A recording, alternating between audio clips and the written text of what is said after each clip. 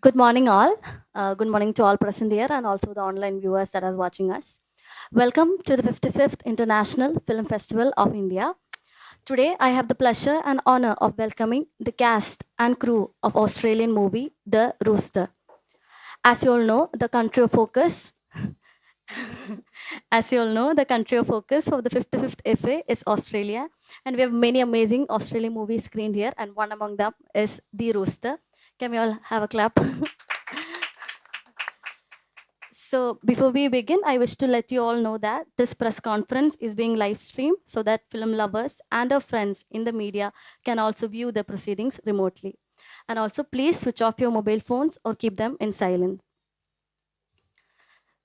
So today we have the director and writer of the movie, Mark Leonard Winter, lead actor Hugo Weaving, producers Geraldine Hakewell and Marbin Sharaki. Okay, so before we go with the questions, I'll just say the synopsis of the movie. So Dan, a young police officer coping with the death of his best friend Steve, retreats to the wood where his dead body was found. There, he meets a reclusive hermit who may have some answers about Steve's murder. So we also have the trailer of the movie. Can we just play the trailer of the movie before we begin? Please switch off the lights.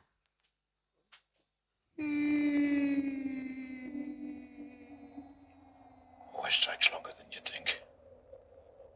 Dying.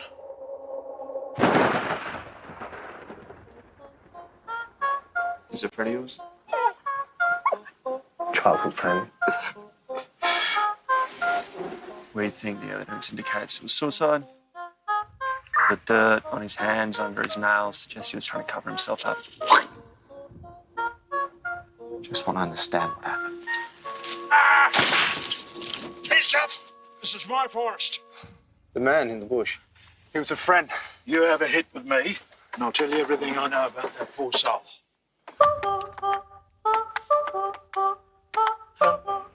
That night, your friend wakes me up. He's screaming.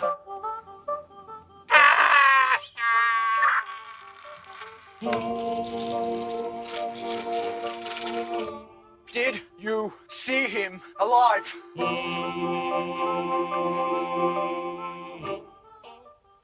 can smell it. Shame. It's all over you.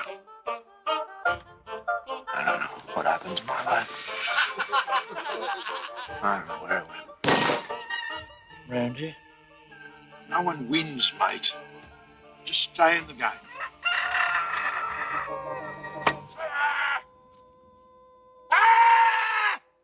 I need a fucking drink!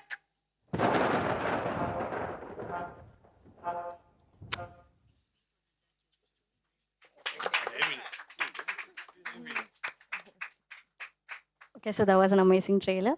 So before we open the floor to questions, we'll ask the cast and crew to give an opening remark. We'll start with the director and the writer of the movie. Also, this is your first feature film. You must be feeling great. Yeah, I am feeling great, and I'm feeling particularly great to be here and to be screening as part of IFFI. It's a great honor for us to be here. This film was made sort of differently in Australia. My wife, Geraldine, she's my wife, and we made this at our home. So it's quite a small movie, not like The Matrix. And all these amazing people came, Marvin and David, who are here, came, and this amazing cast and crew came together to make this. So it was a real sort of labor of love. We had breakfast and lunch every day in my garage, so it wasn't like a big Hollywood kind of production. So it sort of feels extra special to be here now in Goa as part of the festival, to share it with an Indian audience and to see if what the film is exploring and what the film is about resonates here with what's happening here for people. And so it's just a real privilege and a pleasure to be here. So thank you for having us. Also the actor who actually don't need any introduction. How was your experience in working in this movie? My experience of working on the film was deeply enjoyable because I had worked with both Mark and Jerry before as actors, and Mark and I have been in about 4 films together, and Jerry and I worked on stage together. So I knew them as friends and had read Mark's a number of drafts of the script, but was always engaged with the story and the character, and was very excited about the challenge that the character presented for me. But I enjoyed playing him enormously, even though he's quite a damaged human being. It was a lot of fun, a lot of fun. Also the producer, this movie must be special for you for obvious reasons. So would you like to share your experience? Yeah, it is very special for obvious reasons, but I was so proud of Mark's work on the script and so excited to see him evolve from acting to creating his own work on screen. I always knew that he'd be really good at it, and he far exceeded my expectations, and that was a really special thing to witness. You know, being a part of the filmmaking process was amazing, and I learnt so much. And Mark and I say it felt like we put ourselves through film school making this film. But seeing what he managed to create and watching it again last night after some time has passed was really moving, and I'm so proud of him. Also, Hi, everyone. Thanks for having us here. It's so exciting to be in Goa, and everyone's so wonderful. It was unreal showing the film in a really high quality cinema, I have to say. So we've seen the film 100 of times. Then we thought maybe we just stay out and come back, but we just couldn't help ourselves. It was just beautiful. But going back to the project, I think it started, of course, like every other film, from the script, and Mark's word on the page were just so beautiful. The picture he painted of the landscape, which everyone who seen the film can confess its own character, and the dialogue that comes so naturally. Often people, after watching the film, they think, has there been some improv? No, they were all written words because it's so natural, and people who come to us and they say, I know people who talk that way. And I think that is a huge compliment you can give. Dialogue is always the hardest thing.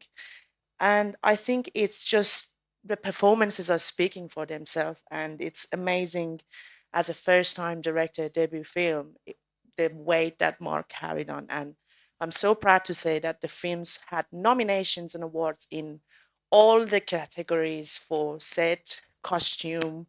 We won award for music, Mark for a debut film. Lovely Hugo Weaving here. So I can go on and brag, but I will spare you the time. But it's just been an honor. So it was just a no-brainer, of course. okay, worth the brag for sure. So we'll open the floor to questions. Someone want to ask questions? Okay.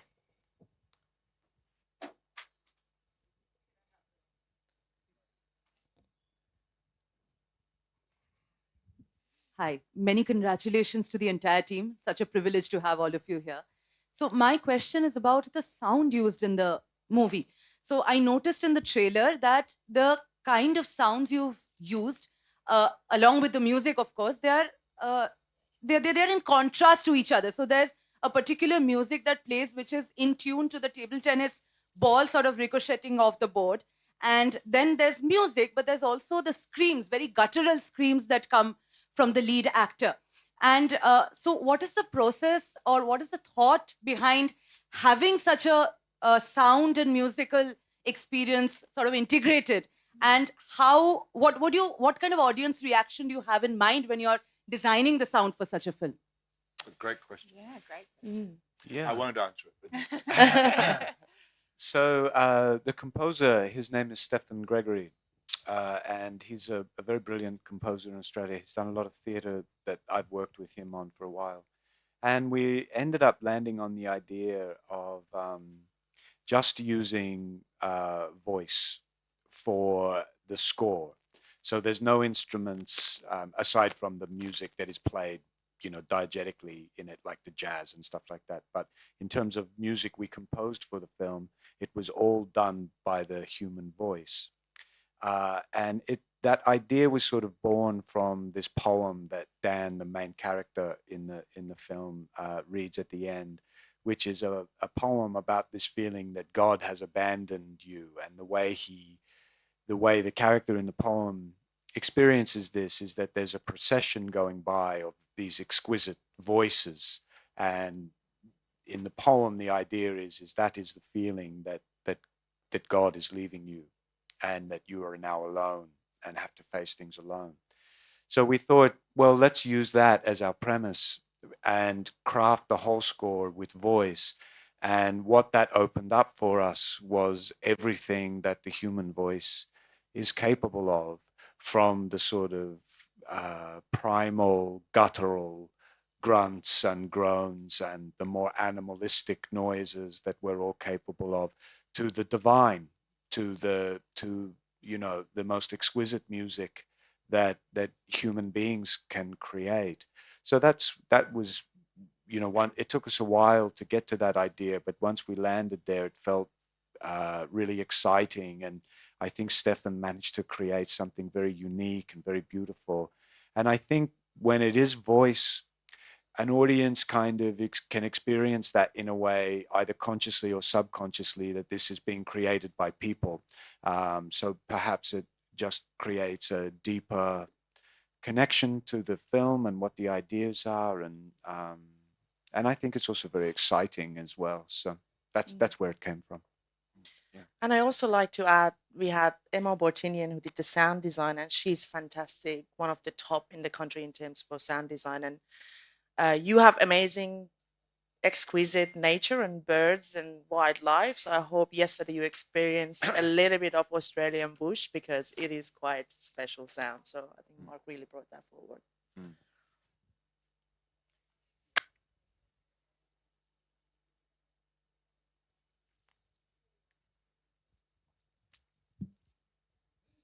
Yeah, hi sir. My question is to Mark. You have been done so many movies and television also. What is the story behind that you turn you turn actor into director?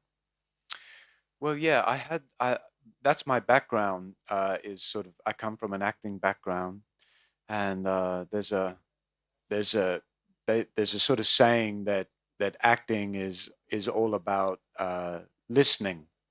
And there's a Seamus Heaney poem that says, like, you've listened long enough, now strike your note. And I thought, I went through something a few years ago where I sort of kind of lost myself a little bit in a battle with my own brain. It was a sort of a moment of me battling mental health.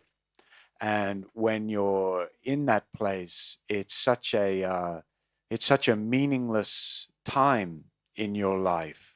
You're not really you anymore, and the world as you see it isn't really real anymore. And it's quite scary when you're in that place. And so I thought, well, how can I create something that has meaning, that can talk about what that experience was, and turn something that was negative and scary into something perhaps beautiful and hopeful. So that was my reason for wanting to make the film, to try to talk about this stuff, because particularly in Australia, and I don't know whether it's the same in India, I imagine it might be, but it's very hard for men to talk about difficult things. And I thought, well, I'll try to, and see if that can maybe start a little bit of conversation. And then maybe it gets easier for the next person to talk about it. And then you can take away some of the stigma around talking about that stuff. So that was my real motivation for why I wanted to do it. And I also wanted to boss people around. But that's where it came from. Yeah. Thank you. Hugo sir, I have one question for you. Nowadays, we are seeing that Indian movies are growing day by day now. As we see, last year we got Oscar for one RRR movie in Indian movie. So, do you like to work in Indian movies? I would love to work here, actually. There's a filmmaker here who I met again yesterday after about 9 years. We met at a film festival in Sydney, and we were both on the jury of the Sydney Film Festival. And his name is Anand Gandhi, and he lives in Goa. And I loved his film Ship of Theseus, that you all or some of you may know, but it's a beautiful, beautiful film. And we got to know each other quite well 9 years ago, but haven't seen each other since then. I would very much love to work with him in this country sometime, somewhere. So that would be a great honor and pleasure for me.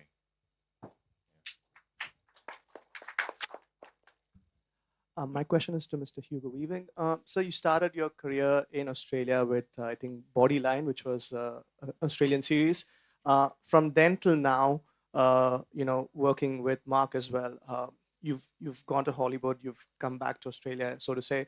How has cinema in Australia changed over all these years for you? And what do you see that has changed, or what is improving, or is better, or is different from when you first started off your career in television to now in movies? What hasn't changed? I think everything. So many things have changed, really. And I never went to Hollywood. I mean, it's true that I've worked on a lot of big budget films. But interestingly, the ones everyone talks about, particularly here, The Matrix, was filmed in Sydney. So Hollywood came to me. We did train in Los Angeles for the kung fu sequences over some months, but we filmed in Sydney. And the directors of that film had seen a film I did called Priscilla, Queen of the Desert, which is an Australian film, and they loved it, and they loved me in it. And can you believe that after playing a drag queen, they decided I was perfect casting Agent Smith? So anyway, I think the biggest change that's happened, really, I've always wanted to work in Australia, work on Australian films like The Rooster. So something that's born out of the country, that's born out of the people who live in the country and who work in the country. That's my focus, and it always has been, which is why I've never gone to Los Angeles, which is why I do not consider myself a Hollywood actor at all. I focus on working in Australia, whether it's theatre or film or television. And so that's always been my focus, and that's a constant for me. I do travel. I'm very lucky. I'm very privileged to be able to work overseas. So it's not like I only work in Australia, but that's my focus. The biggest change, I think, has come in over the last 10 years, particularly since COVID. During that time, all the streaming platforms have established themselves, and so the whole infrastructure and the way in which we view films has changed dramatically. So I'm sure you feel that in your country, like in ours, people come to film festivals like this, but outside the film festivals, people aren't going to the cinema as much anymore. I'm not sure it's the same with Bollywood films. Maybe Bollywood films, but it's not. Maybe all cinema is in crisis, existential crisis. So I think that's where we all are in the world. We're viewing films on the bus, on our own, on these things, and people are making films on these things. So the technology has changed, the platforms have changed, the way in which we view films have changed, but people are still making films, and people are still telling stories. The technology's changed, and the screens have changed, but the stories are still there. So we're taking them in different ways, and that's great. That at least is a constant. But aside from that, I think things constantly change in life. If you're not changing, you're dead, right? Or you're a stone. So you would hope that things do change, but sometimes the changes are quite momentous, and they make you worried about the future of democracy, of storytelling, of inclusivity. So all of those things are critical, and but that makes me want to work more and more on films like The Rooster, to be honest. My question is to both the producers of the movie. We saw Mark speaking about the scale of the movie on which it was made. We have seen Hugo speaking about the streaming platforms which have become dominant. World over, we are seeing the studios dominating the filmmaking. How difficult do you think it is for small filmmakers to find finances? What was your opinion? What was your experience about that? Because the other day we had documentary filmmakers similarly raising their problems about finding it difficult to raise the finances. Is it time to now think about different business model for filmmaking? I mean, yeah, yes. I think we knew that it would be difficult probably to raise finances for this film because it's a drama, because it's a first-time filmmaker. We had Hugo, which was a big plus, which did help to a certain extent. But I don't know if it's the same here, but in Australia, drama is very hard to sell unless it's gone to Cannes, and even then, I think it's hard. So we knew that it would be difficult. So we purposefully kept the scale of it as small as we could, whilst also trying to make sure we had enough to create something that could be seen worldwide and hopefully be competitive worldwide. So it was finding that balance of trying to get as much money on screen as possible and make it look and feel and sound as beautiful as Mark imagined it would be, whilst also making sure it was small enough that we knew that we could achieve it with what we had, which is also why Mark wrote it for our house, our community, locations that we knew we could access for free. And that was a very specific decision that we made. I know Marvine's thought a lot about different business models for films, particularly independent films in Australia. So maybe she can talk to that. I think it's always hard. Everybody say every film is a miracle when it's made. We are very lucky in Australia. We have great funding bodies. Screen Australia supported the film. But I think when it comes to independent films, especially personal films, you find allies. So it's not so much so you have, especially this one, it's very personal to Mark and it's a drama, as Jerry mentioned. So you go to people who want to support. So you look at trying to see what you can present to the people who you want to finance your film. Are they interested in talent escalation, right? Driving the industry in a way, seeing the new talent like Mark rise up.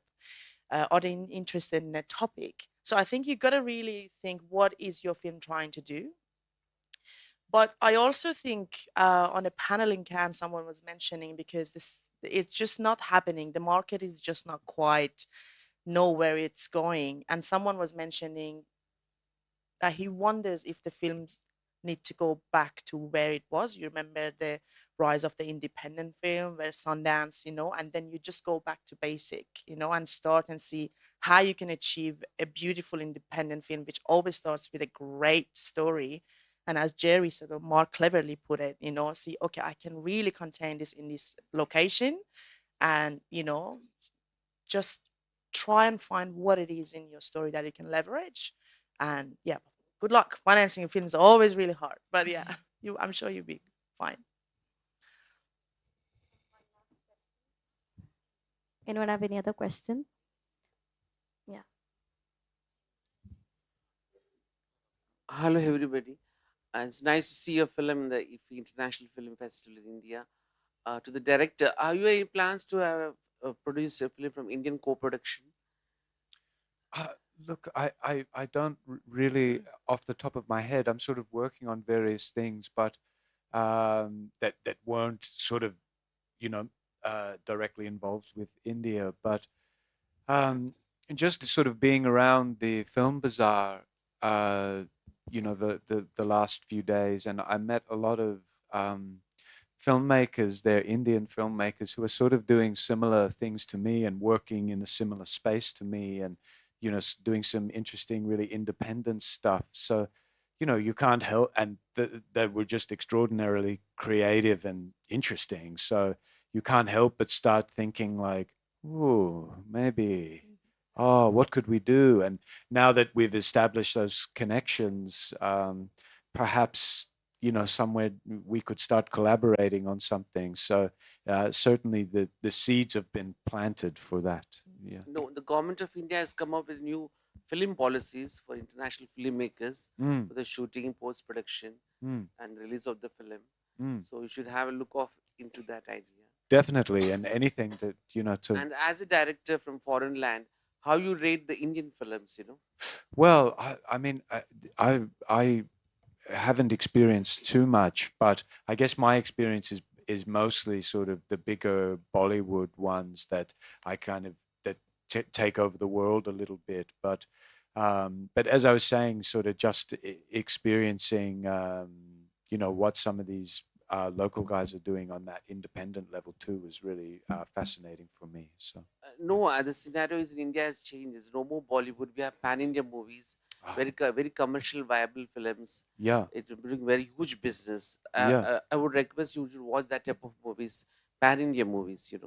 The Bollywood is an old formula. Old formula. Old formula. Right. It is. Yeah. We have pan-India movies, actors across the country working in multiple languages. Yeah. And releasing worldwide films. Yeah. Now Indian films release worldwide. Yes, not absolutely. only India. And I think that something that is quite difficult for Australians to kind of wrap their heads around a little bit is just the scale of of It's India. very huge scale. Huge scale, so much different language, so much different regions that are all creating sort of unique stories to them. So Yeah, recently we had a Kalki Triple R, which had Yeah, yeah. huge business Yeah. of animation. Thank you.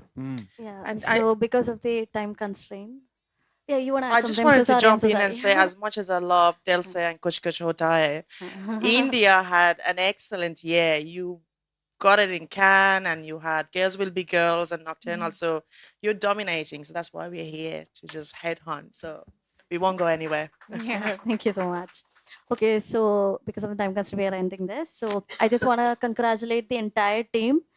Also, I want to thank all the delegates on the dais and all the participants today. We hope that the discussion and insights shared today will take the message of the film to a wider audience through the media. And also, I hope to see you guys in the coming festivals with amazing movies like this. Thank you so much for your Thank you time. for Thank you so having much, us. guys. Thanks for having us. Thank you.